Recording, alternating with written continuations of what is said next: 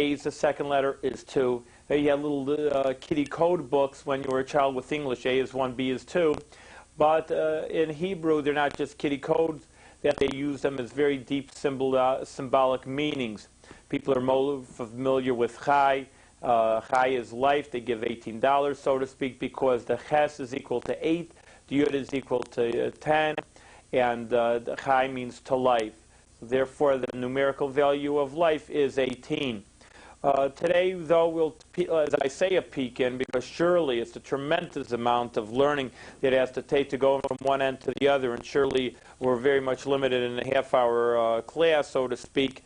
But we will take a peek, as I do say, in the Sefer Mada, the 14 books, which is the numerical value of Yad. That's why I say Yad Chazaka, the strong hand, Yad, and the Book of Knowledge. And the Book of Knowledge contains many deep ideas, but actually it's very interesting. We'll start out with the laws of moral and ethical conduct. Many times they have said, it's worth repeating, that the Torah takes in all aspects of a person's needs in Judaism. A person can think of anything. Now this thing, of course, may be quote-unquote religious, like how to keep the Sabbath, how to keep kosher, which probably would say, well, that's what I expect in a Jewish book. But besides that, there are every law that encompasses human life. Well, maybe you say, which we're going to learn a little today, is moral and ethical conduct. Right? Maybe that you could say quote-unquote religion, which we don't like using that word because Judaism is more than a religion. It's really not per se a religion. It's a Jewish spectrum of life. This is what it is, and we are moral and ethical conducts.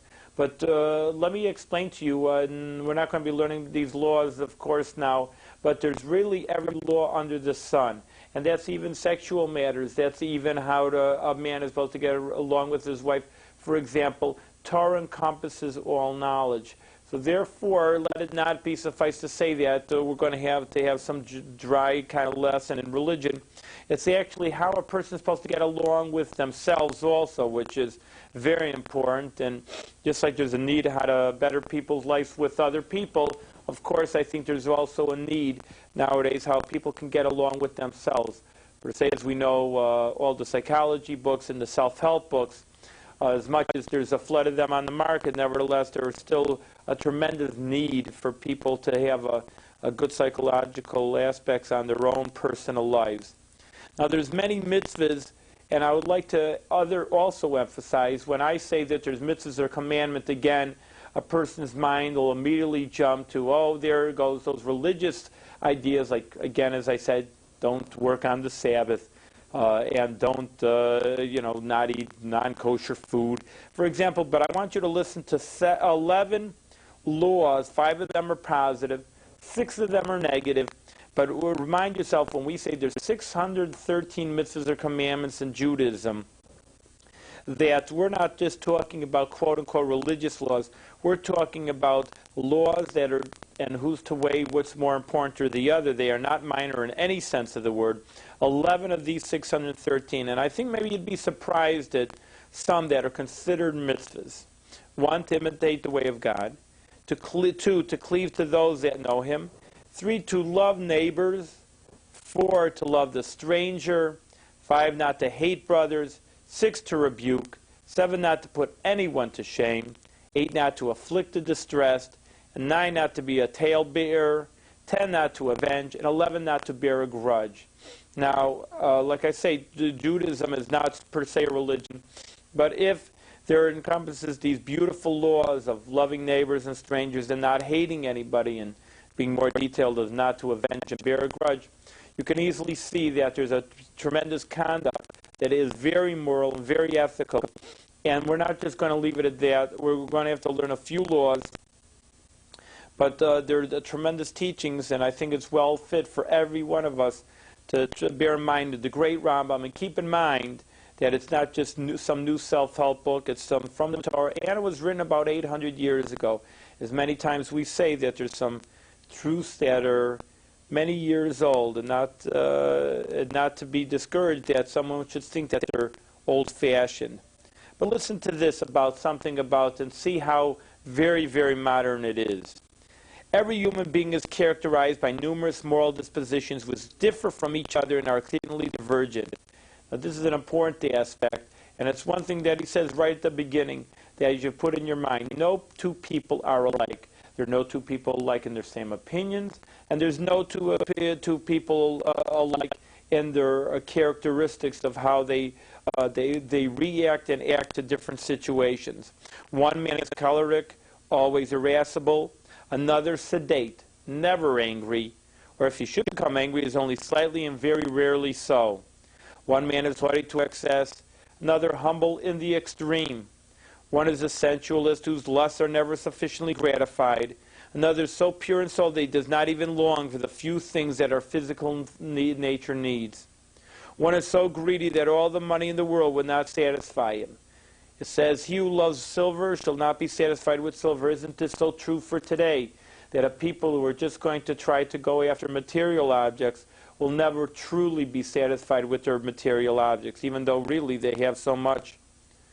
Another so curbs his desire that he is contented with very little, even with that which is insufficient, and does not bestir himself to obtain that which he really needs. One will suffer extreme hunger for the sake of saving, and does not spend the smallest coin without a pang, while another deliberately and wantonly squanders all his property. In the same way, men differ in other traits. They are, for example, the hilarious and the melancholy, the stingy and the generous, the cruel and the merciful, the timid and stout-hearted, and so forth. What we see here, and this is a major idea in your own knowledge, is that a person has to know themselves, number one. If they know themselves, what they are, what their faults are, well, then they have two options. And therefore, and two things that they should really take care of. One is to strengthen themselves. Every person has something special in this world that no one else has. And if they have something special to offer, well, they should see that they should strengthen it and try to offer it. And number two, that they do see that they have faults. No one has to say, oh, I'm perfect, because it's obviously not the truth. On the other hand, the person shouldn't say they're the worst person in the world, because we do say the person has some advantages for themselves. But a person should correct their faults. Knowing oneself, that's what the important thing is. And once you know yourself and where you're at, then I think that a person could look at the other person and accept them for what they are. But, like we say, every two people are different. Between any moral disposition and its extreme opposite, there are intermediate dispositions more or less removed from each other. Of all the various dispositions, some belong to one from the beginning of his existence and correspond to a physical continuation. Others are such that a particular individual's nature is favorably predisposed to them and prone to acquire them more rapidly than other traits.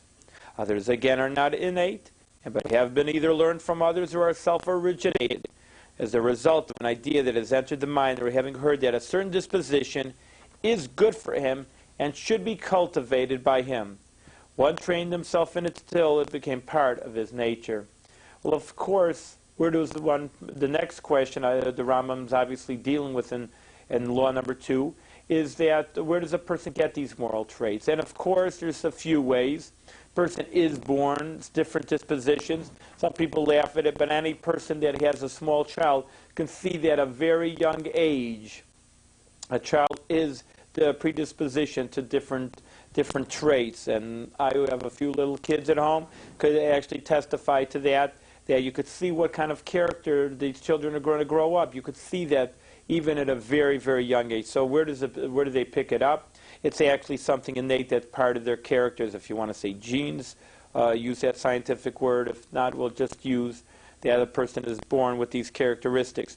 But again, even if they aren't, people pick things up from their own training, either from their parents, their friends, or their teachers. Or else, number 3, some people pick it up by themselves just by learning and imitating from other people. They pick up a book and see, well, that's an interesting character. I'd like to be like him. And therefore, that they train themselves in a certain sense. And again, we are given free choice, and no person can say, well, I have to do it, and this is the way I am. Yes, you're predisposed to certain ways and characters, the way you were born, the way you were raised, the way you were learned. But no one person say, I'm totally locked into any character. A person can always change, and hopefully they change for the better.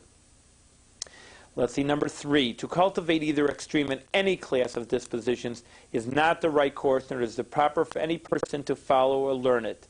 If a man finds that his nature tends or is disposed to one of these extremes, or if one has acquired and become habituated to it, he should turn back and improve so as to walk the way of good people, which is the right way. Now, I just want to bring out to you, as I said earlier, that the Maimonides is a very smart person. And in his book, he always takes the logical recourse. And the logical way is to go down the middle of the road. The intermediate way, a person shouldn't be so angry, he's going to say, and a person shouldn't be just like anybody should just dump on him and never get angry. There's a middle ground. And the middle ground is the logical and rational ground. And this is what he's trying to say also. So to speak, just like a car, if it's something a little bit wrong, you need a tune-up to get everything working properly. So to ourselves, people, as we just said before, that are not born perfect, and therefore it's up to us, well, hopefully our parents and hopefully our teachers would do it, but if not, then it truly is up to us to do something about it, and that is to tune ourselves up in our character to be the proper way of doing things. And the proper way of doing things is, of course, going the intermediate road. Now, saying all this, that I just want to say there are certain times for extremes, and we'll talk about it. But in general, the proper way to follow is to be the intermediate way. And let's check that out. Law number 4. The right way is the mean in each group of dispositions common to humanity, namely, that disposition which is equally distant from the two extremes in its class, there being nearer to the one than to the other.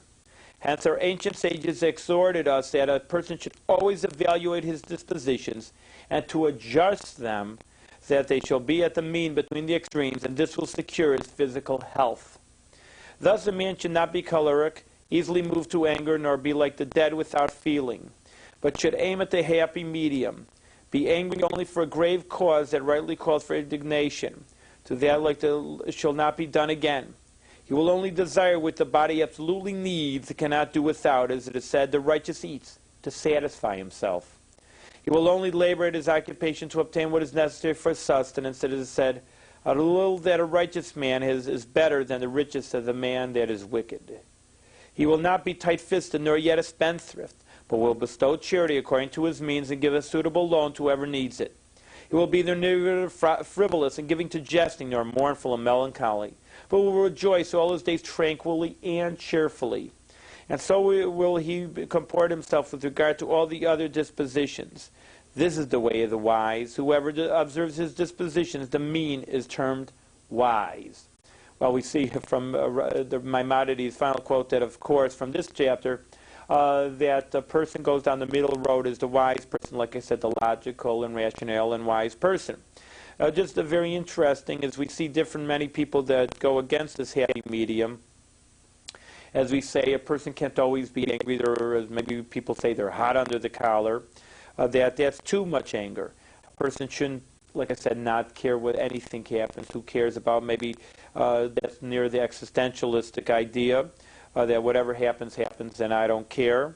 That isn't all the proper. You should try to care, and it should mean something to you, and you should try to change to be the better.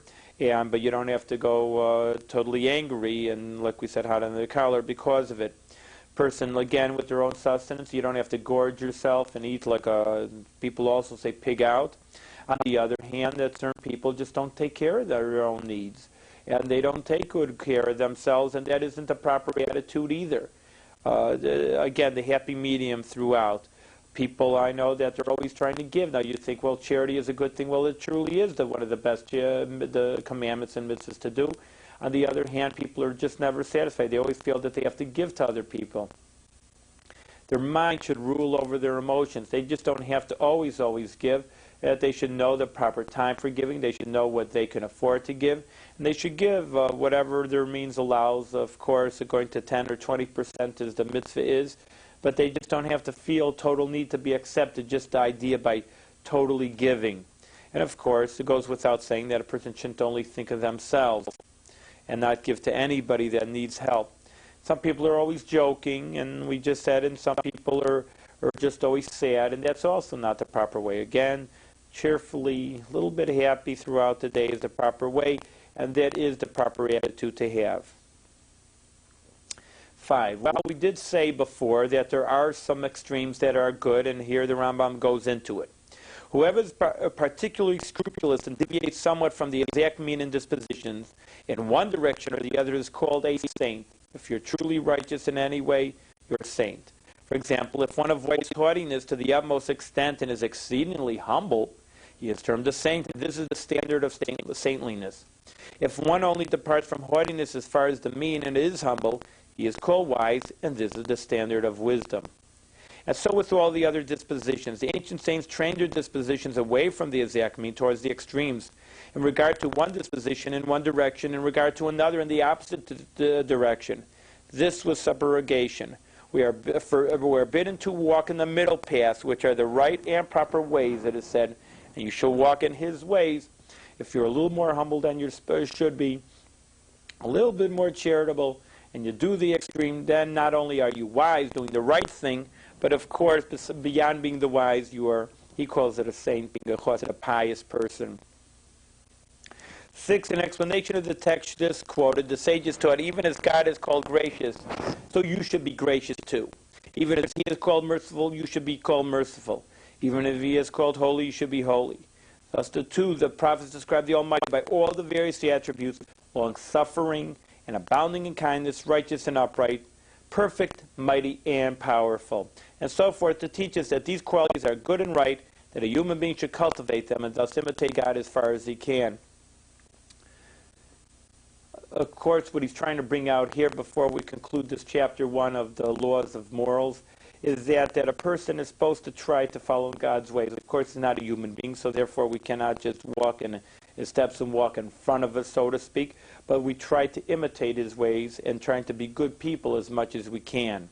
7, how shall a man train himself in these dispositions so that they become ingrained? Let him practice again and again the actions prompted by those dispositions which are the mean between the extremes, and repeat them continually till they become easy and are no longer irksome to him. So the corresponding disposition will become a fixed part of his character. As the Creator is called by these attributes which constitute the middle path in which we are to walk, this path is called the way of God, and this is what the patriarch Abraham taught his children, as said, for I love him, because he will charge his children and his household after him, that they may keep the way of the Lord. Whoever walks in this way secures for himself happiness and blessing. And the text continues, in order that the Lord might bring upon Abraham that which he spoke concerning him.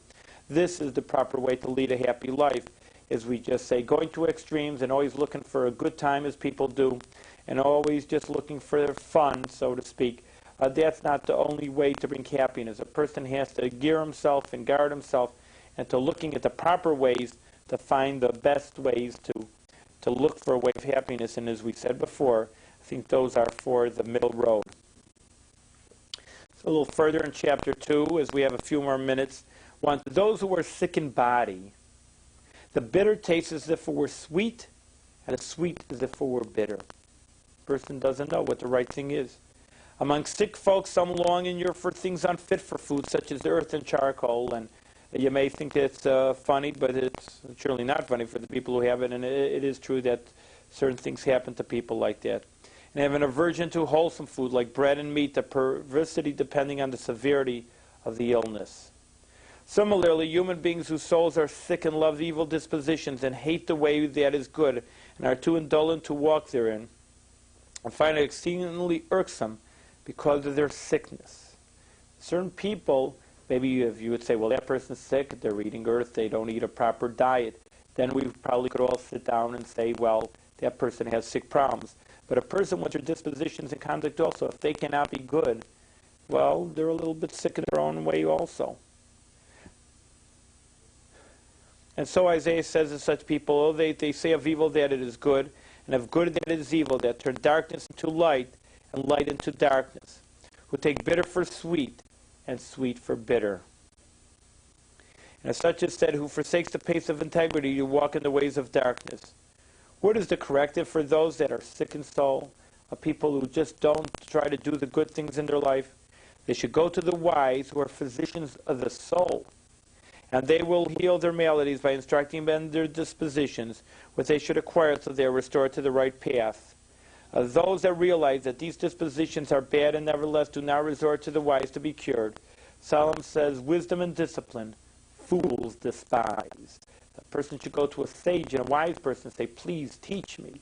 Teach me the right thing to do so that I should do the right thing instead of just going along. But when we say the right thing to do, and this is a very interesting point, and we'll have to discuss it at length in another time, is that maybe people do go and say, I try to help myself through psychologists or through some counseling of something or another.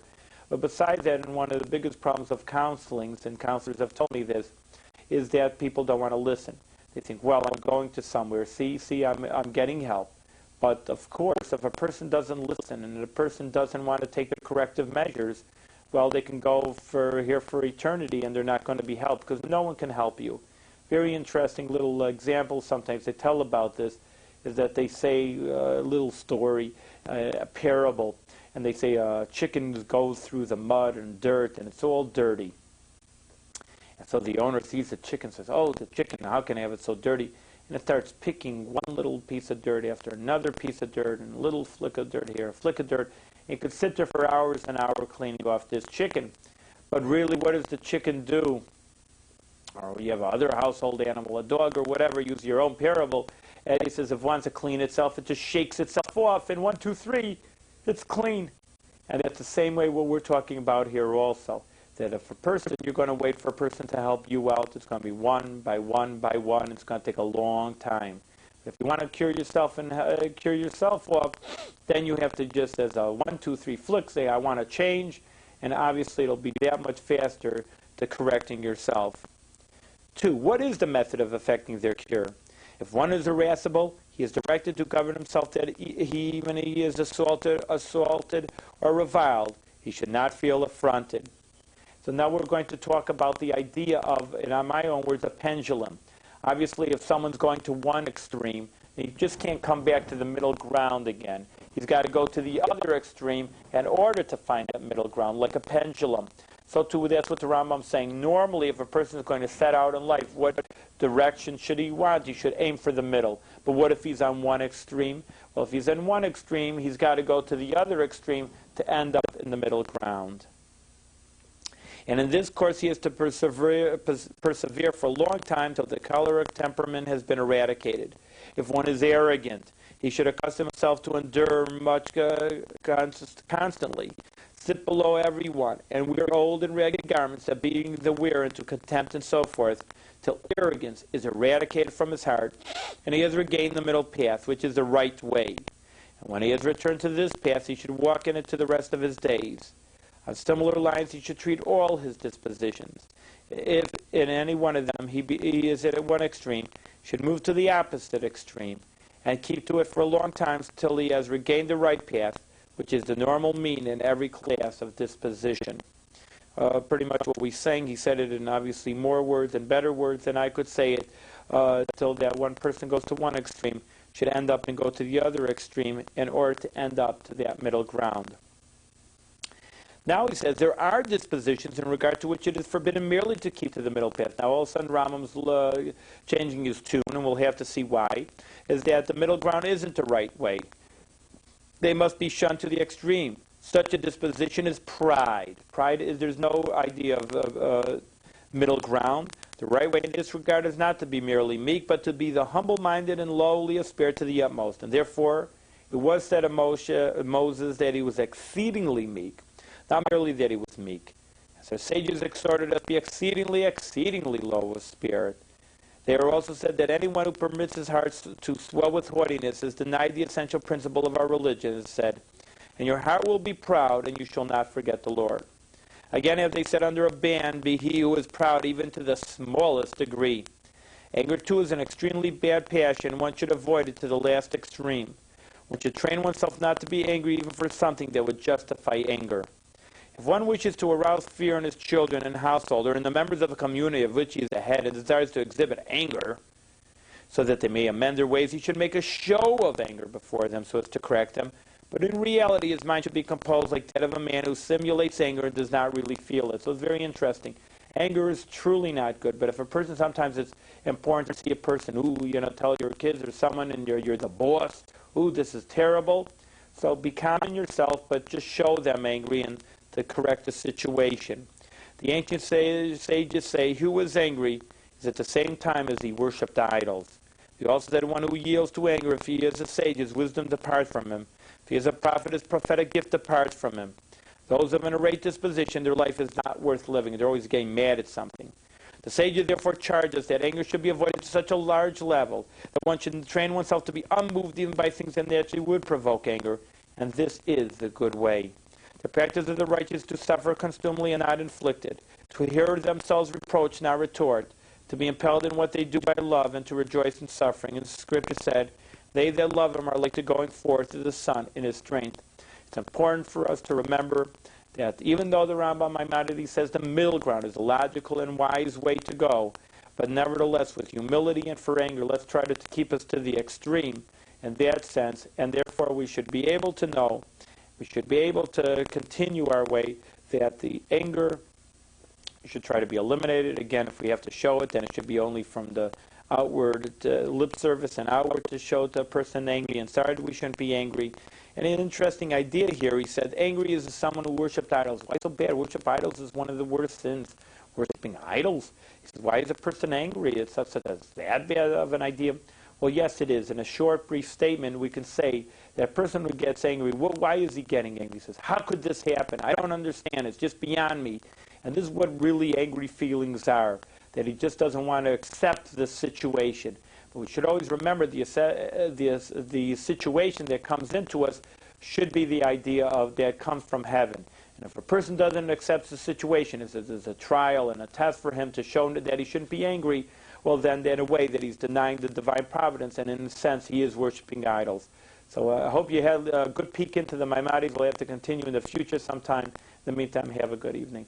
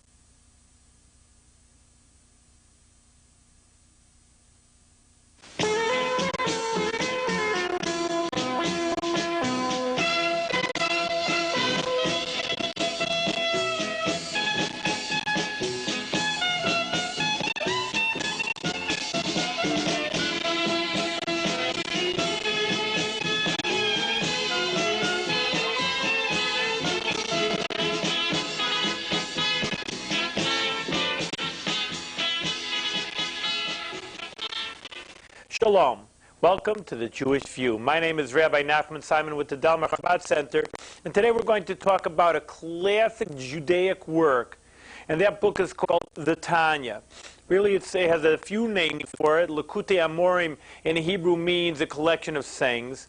Tanya is also the first Hebrew word of this book, and many times in Hebrew literature, it's very interesting to note, they don't just discuss the topic in itself as a name, but they use the first major Hebrew word. Let's take an example. It says, Ve'elu Shmos, these are the names of the Jewish people that were in Egypt. Now, we all know that that's the beginning of the book of, in English, they call it Exodus. Exodus is the idea of going out, because one of the major topics of the book of Exodus is the exodus of the Jewish people from Egypt to Israel. But in Hebrew, it's very interesting. In Hebrew, they call it the name Shmos. Shmos means names. As I just translated to you, these are the names. It was one of the first major Hebrew words of that book. So to the Tanya is the first major name, Hebrew word of the Likutei Amorim, and that's why it's nicknamed the Tanya. Now, what is this Tanya? Tanya is not a modern book. Many times we bring on this show and program many of the more modern Judaic works that are coming out and being published all the time. But the Tanya is different. Tanya was written about 200 years ago. It was written by Rabbi Shneur Zalman Liadi from White Russia at those times.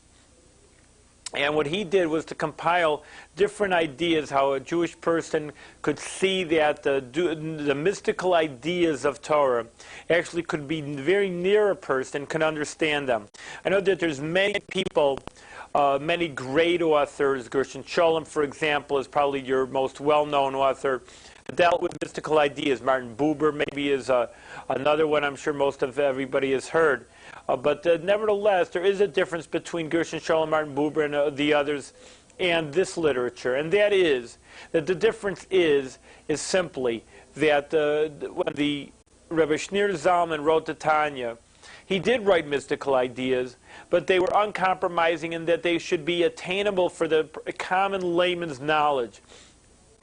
And Gershon Sholem was reading his Jewish mystical ideas, and he was making it affordable to scholars. And a layman, for example, today, as we see it, that we say a normal layman does not read Gershon Sholem. And even the people who do read it can't understand it that well if they have told me.